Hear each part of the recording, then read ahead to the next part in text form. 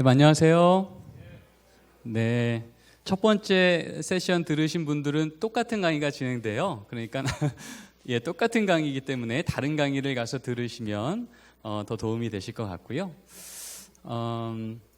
오늘 저는 여러분들하고 가정예배의 현장 얘기를 좀 하고자 합니다. 가정예배의 성경적인 또 부르심, 또 교육적인 배경, 이런 얘기들은 지금 D6 제너럴 세션을 통해서 계속 들어오고 있고요.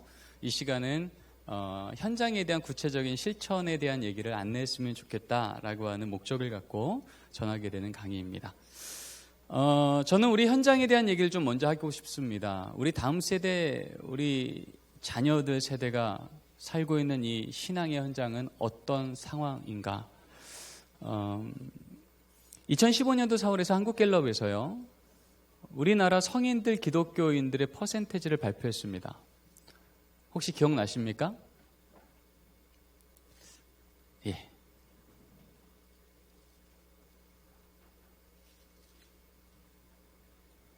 잘 안 넘어가네요.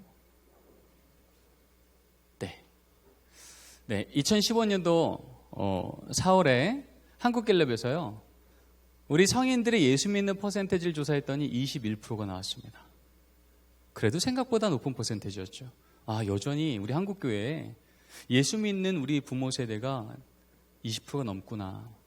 그런데 유사한 시기에 우리 중고등부 아이들 대상으로 선교단체에서 조사했습니다. 몇 프로쯤 나왔을까요? 우리 아이들요.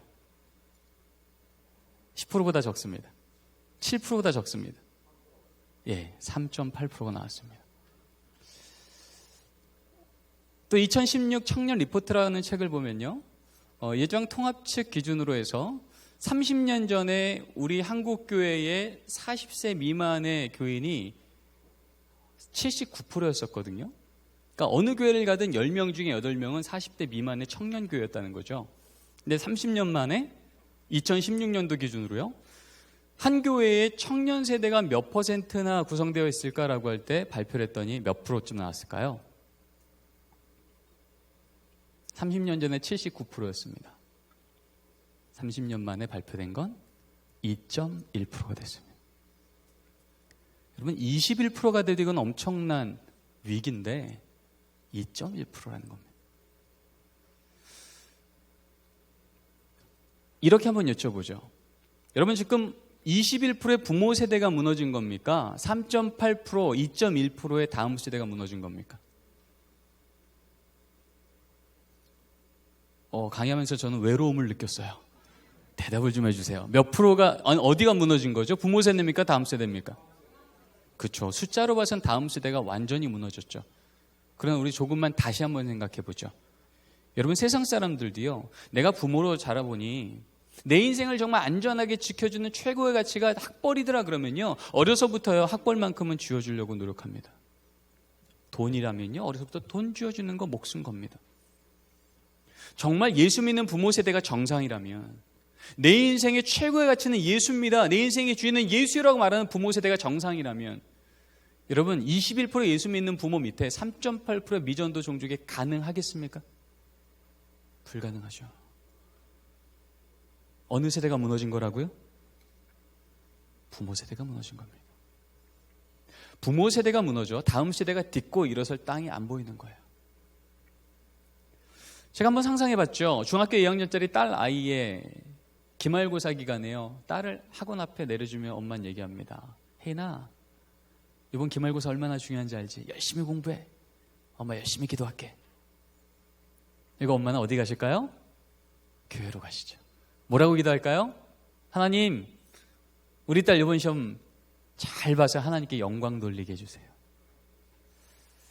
여러분, 그렇게 돌아서는 엄마의 뒷모습을 보면서 이 딸은 무슨 생각할까요? 신앙은 여차하면 제껴도 되는구나. 급할 땐 찾고, 손해볼 것 같을 땐 여지없이 교회가 아니라 학원 특강이, 하나님의 부르심이 아니라 세상의 스펙이 내 인생을 안전하게 보장시켜 주겠구나. 이런 백보양보에서 이런 방법으로 좋은 대학을 갖고 좋은 직장을 갖고 이제 결혼한다고 치죠. 정말 우리가 믿는 하나님이 살아계시다면, 여러분, 그 자녀의 걸음걸음을 하나님이 승승장구하게 하실까요? 아니면 하나님께서 멈추게 하실까요? 멈추게 하시겠죠. 정말 하나님이 살아계시다면.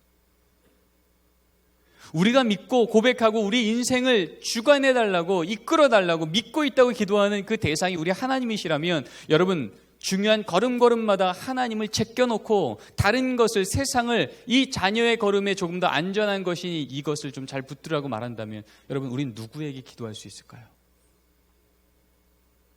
그 기도가 어떤 의미일까요? 그래서 저는 여기 있는 믿음의 부모님들도 여기 있는 교육자분들에게 이렇게 묻고 싶습니다. 여러분은 모두 다 회심하셨죠. 집사님으로, 장로님으로, 권사님으로, 목사님으로 내 인생의 주인은 예수님 맞습니다라고 말하지만 여러분, 부모로도 회심하셨습니까? 내 자녀의 학업의 문제 앞에서도, 내 자녀의 대학과 직장, 결혼의 문제 앞에서도 정말 타협 없이 중요한 문제를 결정할 때마다 예수 그리스도가 우선순위 맞습니까? 여기 성경에 말씀이 있습니다. 함께 읽겠습니다. 시작.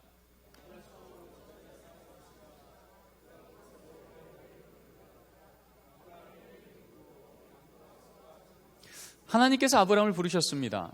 갈대아 우르에 하나님 때문에 친족 버리고 직장 버리고 다 버리고 지금 가나안 땅이라는 곳을 가고 있습니다. 도착하기 바로 전인데요.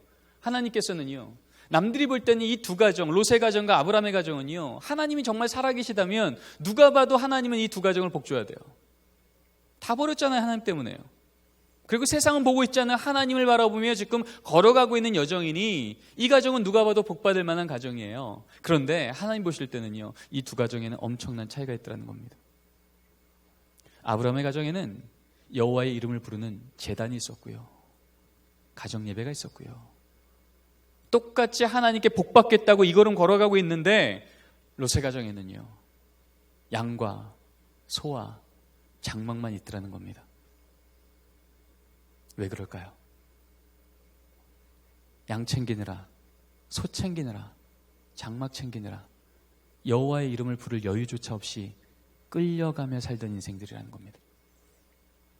머리는 다 동의했어요. 하나님 우리 가정에 복 주실 거 믿습니다. 그리고 실제 다 내려놓고 걸어가고 있어요. 근데 문제는요, 정말 나의 양의 문제 앞에, 소의 문제 앞에, 장막의 문제 앞에, 오늘로 말하면 이거 들고 들어가면 그 도성에서 살만하지 않겠습니까? 직장쯤 될까요? 은행 잔고쯤 될까요? 아파트쯤 될까요? 이거 챙기느라 여호와의 이름을 부를 여유가 없었던 가정. 성경은 의도적으로 이 말을 하자마자 바로 다음 절에 우리가 잘 알고 있는 소돔 땅에 대한 얘기를 합니다. 양 챙기느라, 소 챙기느라, 장막 챙기느라 하나님께 복 받겠다고 걸어갔지만 결국은 가나안 땅 가지 못하고 어느 땅 들어갑니까? 소돔 땅 들어가죠. 왜요? 소돔 땅에는 그 당시에 복처럼 보였던 것들이 많았잖아요. 사람도 많았고요, 직장도 많았고요, 거기 있으면 뭔가 좀 부유할 것 같았잖아요. 그러니까 이 땅을 보면서 롯은 그 얘기를 합니다. 내가 소돔 땅을 바라보니 여호와의 동산 같았고 애굽 땅 같았더라. 하나님 때문에 지금 다 버리고 가는 거룩한 가정처럼 보이는데도요, 그 가정 가운데 정작 양과 소와 장막의 문제 앞에서 여호와 이름을 부를 여유조차 없는 그 가정은요,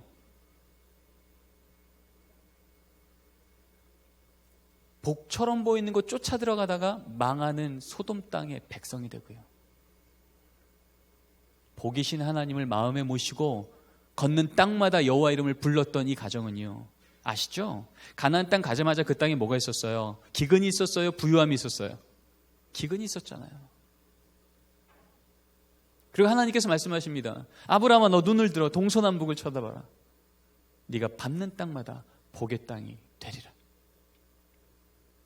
비록 지금 너희 눈에 볼 때 하나님의 뜻을 따라 이 걷는 이 걸음이 손해보는 것처럼 보이고 기근이 있는 땅 들어가는 것처럼 보이지만, 정말 하나님이 주인임을 믿고 눈에 보이는 대로 양과 소와 장막 쫓아 들어가느라고 소돔 땅 들어가기를 거부하고 하나님이 부르시는 여호와의 이름을 부르는 제단, 가정 예배를 신실히 지켜 그 걸음을 걸어갔던 그 가정에는요, 받는 땅마다 복의 땅이 되는 역사를 경험하게 됐잖아요.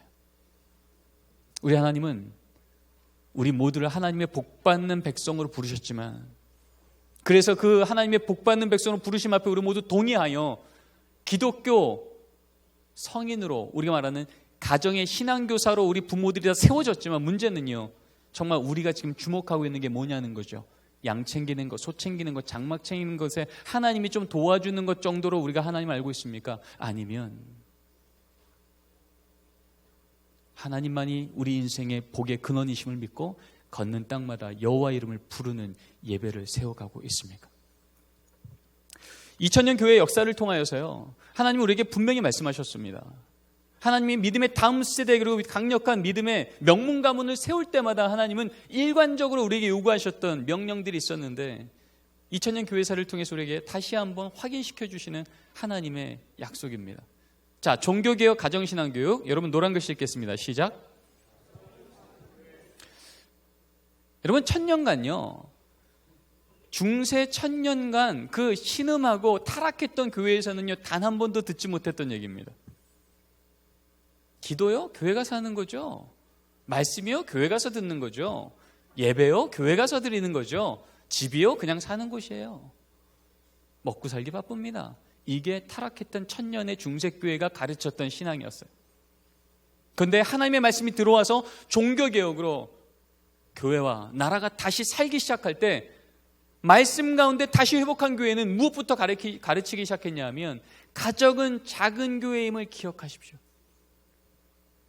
그래서 종교개혁의 리더였던 마틴 루터도, 존 켈빈도, 지빙글리도 공통적으로 그들이 했던 것은요, 카테키즘이라고 하는 작은, 우리로 말하고 있는 세례 문답집을 만들어 부모님들 손에 쥐어주며 말했습니다. 여러분들 이제 집으로 가 자녀들에게 하나님이 누군지 가르치십시오. 이것은 선택이 아니라 이것은 순종의 영역입니다. 그리고 이제 종교개혁이 100년이 지났습니다. 정신은 점점점 사라지기 시작하고 형태만 남기 시작할 때 가장 타락했던 교회 중에 하나가 저게 영국의 국교회였습니다. 영국의 국교회의 그 타락 앞에 이제는 왜곡된 신앙을 전수하는 것을 강요받았던 그 부모 세대가 내가 받은 이 신앙을, 목숨 주고도 아깝지 않은 이 하나님의 생명의 신앙을 내 자녀에게 잘못 가르칠 수 없습니다. 이것을 결정하고 나서 마치 아브라함처럼 내 자녀에게 합당한 신앙을 전수하는 자유를 얻기 위하여 몇백 년 동안 받아왔던 그 선조들로 받았던 땅들, 직장들 다 버리고요, 그리고 배 타고 불모의 땅으로 건너갔습니다. 그 자들이 청교도인들이죠. 청교도인들이 그 땅 가서 다시 하나님 앞에 내가 받았던 그 신앙으로 다시 신앙을 회복하고자 했습니다. 자, 노란색 글씨 읽겠습니다. 시작.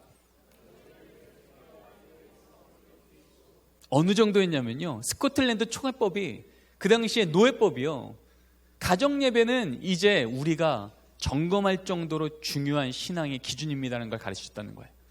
여러분 아시죠? 청교도 때에 3대 신앙 원리가 있습니다. 첫 번째, 목숨 걸고 주일은 성수한다.